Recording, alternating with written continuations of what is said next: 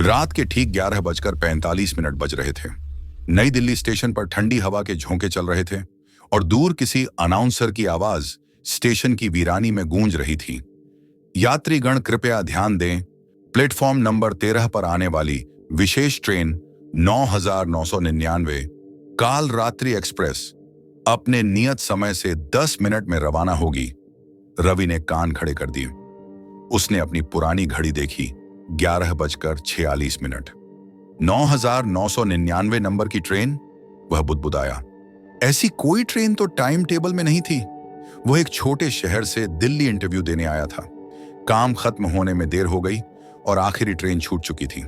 Ticket counter पर एक अजीब से बूढ़े बुकिंग क्लर्क ने कहा था, अगर हिम्मत है तो प्लेटफॉर्म 13 पे चली जाओ, एक ट्रेन आती है, कुछ लोगों के लिए ही।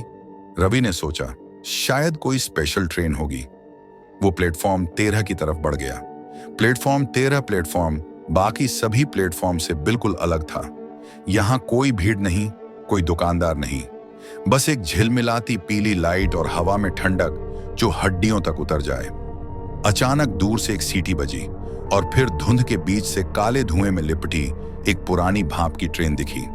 उसके इंजन पर बड़े बड़े अक्षरों में लिखा था, 9999 काल रात्रि एक्सप्रेस। धुआं इतना गाढ़ा था कि कुछ कदम आगे देखना मुश्किल। रवि ने झिझकते हुए एक डिब्बे का दरवाजा खोला। अंदर अजीब सी सन्नाटा, न कोई मुसाफिर, न टीटी, बस पुराने जमाने की लाल सीटें और दीवारों पर लगी लैंप की हल्की पीली रोशनी। वो बैठ गया।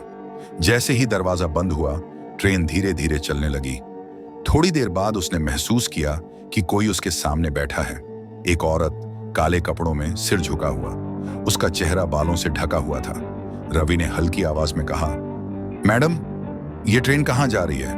महिला ने सिर उठाए बिना जवाब दिया। जहां सब सफर खत्म करते हैं। रवि ने ठाका लगाया, मतलब लास्ट स्टेशन? वो बोली नहीं, बस धीरे से मुस्कुरा दी।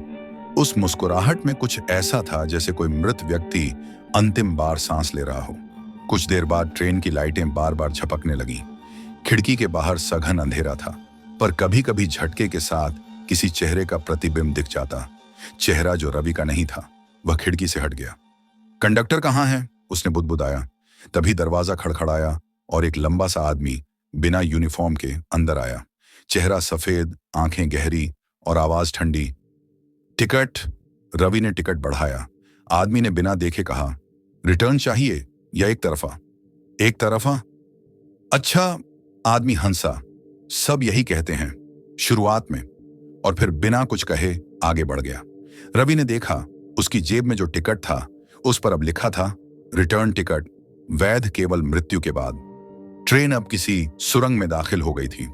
सीटी की आवाज गूंज रही थी और अचानक चारों ओर से फुसफुसाहटें सुनाई देने लगीं, जैसे सैकड़ों लोग एक साथ कुछ कह रहे हों। रुको, मत जाओ, ये सफर आखिरी है। ट्रेन रुकती नहीं। रवि के कानों में दर्द होने लगा। उसने खिड़की बंद की, मगर आवाजें और तेज हो गईं। तभी वही औरत उसके बगल में बैठ गई। उसका चेहरा अब साफ दिख रहा था, आधा जला हुआ। अब डरने का समय नहीं, रवि, तुमने टिकट ले लिया है, वो बोली। रवि सिहर गया। तुम मेरा नाम कैसे जानती हो? हर मुसाफिर का नाम ट्रेन में चढ़ने से पहले ही लिखा जाता है, दीवार पर। वो मुस्कुराई और दीवार की ओर इशारा किया। रवि ने देखा, दीवार पर धुएं की तरह लिखे नाम। सबके आगे लिखा था, डिपार्टेड। उसका नाम आखिरी में चमक रहा था, रवि, बोर्डिंग कंफर्म। अचानक ट्रेन जोर से झटकी। एक डिब्बे से चीख की आवाज आई। रवि दौड़कर गया। दरवाजा बंद था, लेकिन भीतर से किसी के नाखूनों की खरोंचों के निशान दिख रहे थे। उसने खिड़की से झांका। अंदर कोई नहीं, बस खून से भरी सीटें। लौट कर देखा तो वो औरत गायब थी। सिर्फ उसकी जगह पर एक पुराना काला दुपट्टा पड़ा था, गीला, जैसे किसी ने अभी आंसू पोंछे हों। रवि ने दरवाजा खोलने की कोशिश की, बंद। ट्रेन की स्पीड अब बहुत ज्यादा थी। इंटरकॉम पर आवाज आई, यात्रीगण कृपया ध्यान दें, ये ट्रेन अब वापस नहीं लौटेगी। अपने अतीत से मिलने के लिए तैयार रहें। ट्रेन अब किसी वीरान मैदान से गुजर रही थी। खिड़की से बाहर झांकते ही रवि का दिल जम गया। वो वही जगह थी जहां कुछ साल पहले उसके दोस्तों का एक ट्रेन एक्सीडेंट में निधन हुआ था। वो खुद उस हादसे से बच गया था, क्योंकि उस दिन वो ट्रेन मिस कर गया था।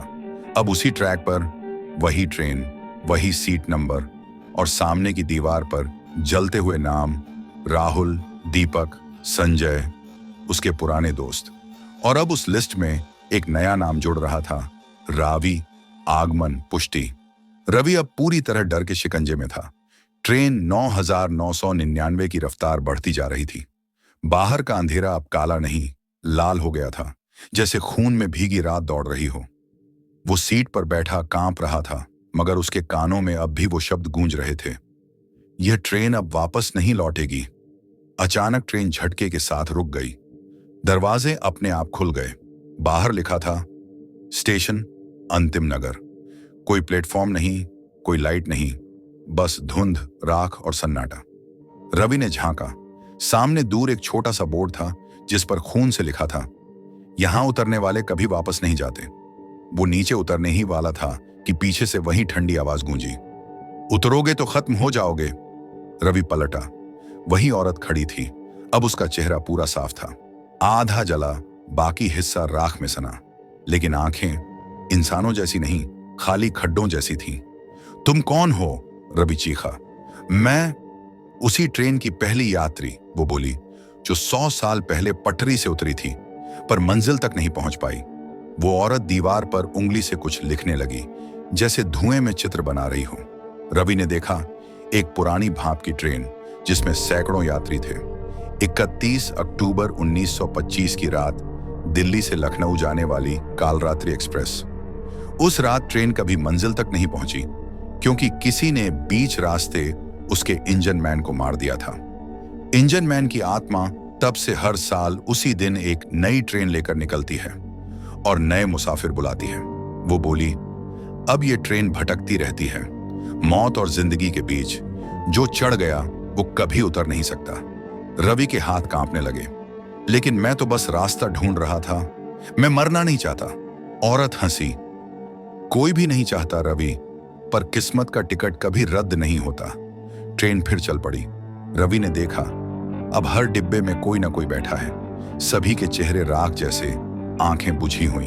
उनमें से एक ने धीरे से कहा, तुम जिंदा हो? रवि ने सिर हिलाया। तो जल्द उतर जाओ, वरना तुम्हारी सांसें भी हमारी तरह धुएं में बदल जाएंगी।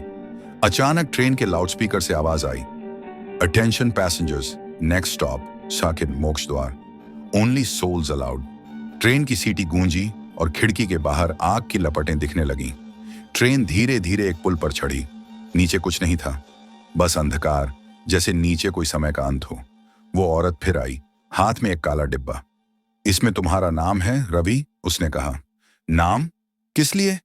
हर जीवित मुसाफिर का नाम लिखा जाता है, ताकि जब वो मरे ट्रेन को मालूम रहे कि अगला कौन है। उसने डिब्बा खोला। अंदर कागज के टुकड़े पर लिखा था, Ravi Sharma, confirmed for next ride. Ravi ने कागज फाड़ दिया और बाहर फेंक दिया। तुरंत बिजली कौंधी और ट्रेन हिलने लगी। तुमने नियम तोड़ा है, वो चिल्लाई।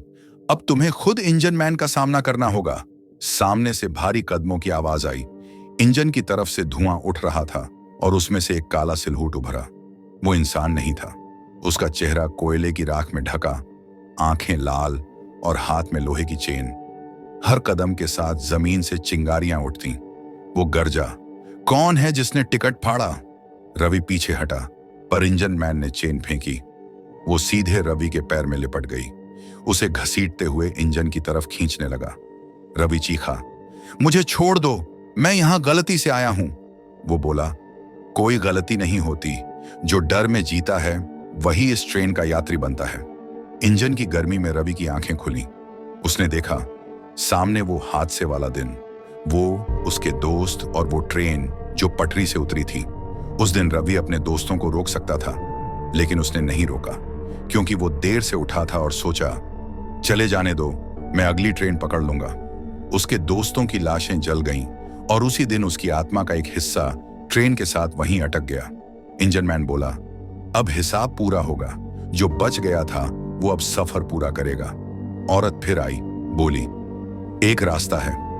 क्या? अगर तुम किसी और जिंदा यात्री को इस ट्रेन में बुलाओ तो तुम्हारी आत्मा मुक्त हो सकती है। रवि सन्न रह गया। मतलब किसी और को मरना होगा? हाँ, वरना तुम सदा के लिए इस ट्रेन के चालक बन जाओगे। रवि की सांसें तेज हो गईं। उसके सामने मोबाइल पड़ा था, नेटवर्क नहीं, पर स्क्रीन पर लिखा था call someone you know.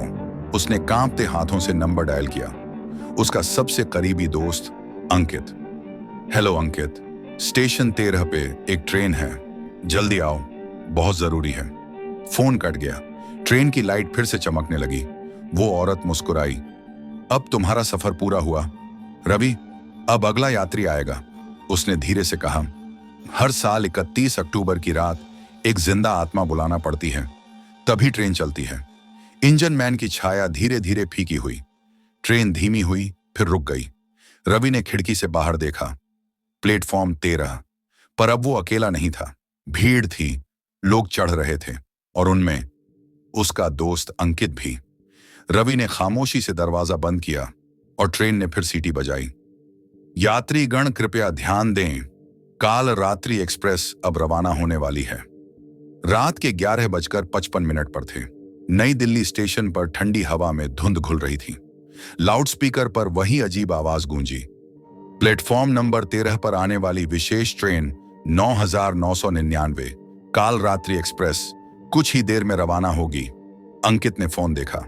Ravi का मिस्ड कॉल और एक आखिरी मैसेज, जल्दी आ, जिंदगी और मौत के बीच फंसा हूं। अंकित हंसा। फिर मजाक कर रहा है ये? पर पता नहीं क्यों उसके दिल में एक अनजाना डर समा गया। वो ऑटो लेकर स्टेशन की तरफ भागा। जब वह वहां पहुंचा तो पूरा स्टेशन वीरान था। सिर्फ प्लेटफॉर्म 13 पर धुंध और पुरानी ट्रेन की हल्की सीटी। कोई इंसान नहीं, कोई चाय वाला नहीं, कोई लाइट नहीं, बस जंग खाई पटरी और हवा में जली हुई तेल की बूंद। अंकित ने बुदबुदाया, रवि? किसी ने जवाब नहीं दिया। वो ट्रेन के पास पहुंचा। उसके इंजन पर लिखा था 9999 काल रात्रि एक्सप्रेस। यही है। वो मुस्कुराया। देखता हूं किस किस्म का डर बना रखा है इसने।